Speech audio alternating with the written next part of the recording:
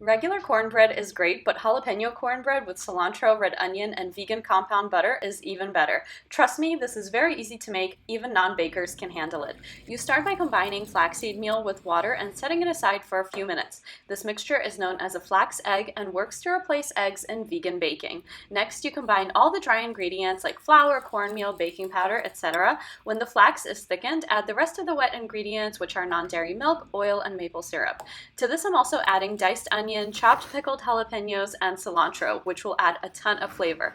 Don't forget to seed the jalapenos if you can't handle too much heat like me. Lastly, stir the wet ingredients into the dry and fold just until combined, transfer to a baking dish, and bake for 30 minutes.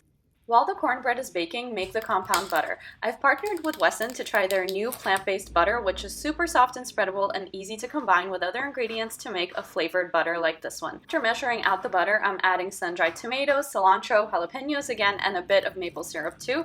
Then you just mash everything together with a fork. The written recipe is in my bio link. I hope you love it as much as I do.